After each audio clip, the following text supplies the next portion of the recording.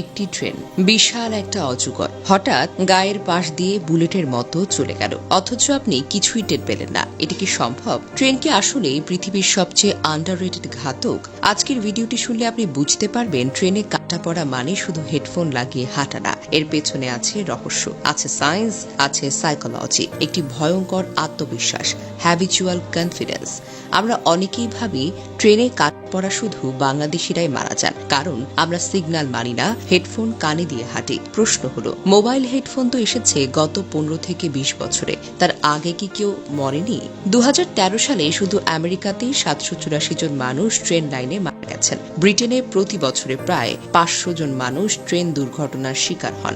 সবচেয়ে গুরুত্বপূর্ণ বিষয়টি হলো মানসিকতা। ধরেন আপনি নতুন একটা জায়গায় গেছেন, সেখানে চলতে গেলে আপনি খুব সতর্ক থাকেন, ফোনটা শক্ত করে ধরা, বারবার চারপাশে তাকানো, কেউ ফলো করছে কিনা খেয়াল রাখা। কিন্তু কিছুদিন পরে আপনি অভ্যস্ত হয়ে যাবেন। আপনার ভেতরে একরকম আত্মবিশ্বাস জন্ম নেবে, আরে এখানে কিছুই হবে না, আমি জায়গাটা চিনি। এই আত্মবিশ্বাসটা আসলে আপনাকে ধীরে ধীরে সতর্কটাকে মেরে ফেলবে। ঠিক এই জিনিসটাই হয় রেল লাইন এলাকায় যারা থাকে বা তাদের সাথে। ফুটপাতের মানুষ, স্টেশনের পাশে থাকা লোকজন, টোকাই, এমনকি সাধারণ মানুষ যারা প্রতিদিন রেল লাইন দিয়ে হেঁটে কোথাও যায়, তারা ট্রেনের সঙ্গে এতটাই অভ্যস্ত হয়ে গেছে, ট্রেনকে তারা ট্রেনই মনে করে না। তারা ভাবে এই লাইনটা তো আমার চেনা, আমি জানি কখন ট্রেন আসে, আমি বুঝতে পারি কখন ট্রেন যাবে। কিন্তু আসলে এই চেনা জিনিসটাই একদিন শত্রু হয়ে দাঁড়ায়। ট্রেনে কাটা পড়ার খবর দেখলে প্রায় প্রত্যেকটা মানুষের মাথায় একটা প্রশ্ন আসে, লোকটা ট্রেনের শব্দ শুনলো না কেন? এত ভারী একটা বাহন, ঝকঝকের শব্দ, হুইসেলের তীব্র আওয়াজ, কিছুই তো বুঝতে পারলো না। ঠিক এই প্রশ্নটা একদিন ঘুরপাক খেয়েছিল আমেরিকার বিখ্যাত টিভি রিপোর্টার জেফ রোসনের মাথায়। জবাব না পেয়ে তিনি সিদ্ধান্ত নেন, নিজের চোখে না দেখলে বিশ্বাস করবেন না। তিনি একটি পরীক্ষার আয়োজন করেন। লাইনের উপর দাঁড়ান তিনি নিজেই, ক্যামেরা তার সামনে, সুরক্ষা ব্যবস্থা নিশ্চিত করা। তিনি দাঁড়িয়ে থাকেন ট্রেন আসার উল্টো দিকে মুখ করে। কিছুক্ষণ পর ধীর গতির একটি ট্রেন আসে, 25 মাইল গতিতে, একেবারে পেছন থেকে। কিন্তু অবাক করার মতো বিষয় হলো জেফ রোসন কিছুই টের পান না, না শব্দ, না কম্পন, না বাতাসের ঝাপটা।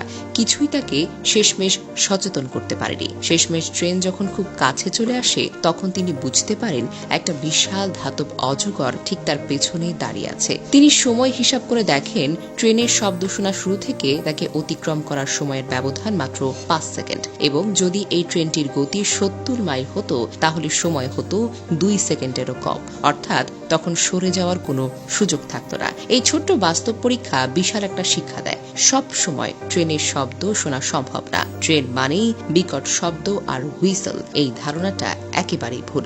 যারা রেল লাইন চেনে, তাদের আত্মবিশ্বাস একসময় বিপদ ডেকে আনে। তাই বন্ধুরা, আমি জানি এই আত্মবিশ্বাস নয়, প্রত্যেক মুহূর্তে সচেতন থাকাটাই জরুরি। ট্রেন কোনো বাহন না, ট্রেন এক একটা ভুল বোঝা, আর ভুল বোঝা থেকে সাবধান থাকাই মানে জীবনকে বাঁচানো।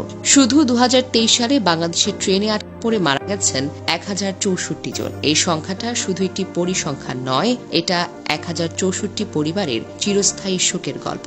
মাত্র এক বছরে রেল লাইনে বসে গল্প, আড্ডা বা হেঁটে যাওয়ার সময় প্রাণ হারিয়েছেন 502 জন। হেডফোন কানে দিয়ে মারা গেছে 18 জন। রেল ক্রসিং অতিক্রম করার সময় কাটছেন 387 জন। তাহলে প্রশ্ন, যখন এক পরিবারের 5 জন 3 জন একসাথে মারা যায়, তখন কি সবার কানে হেডফোন ছিল?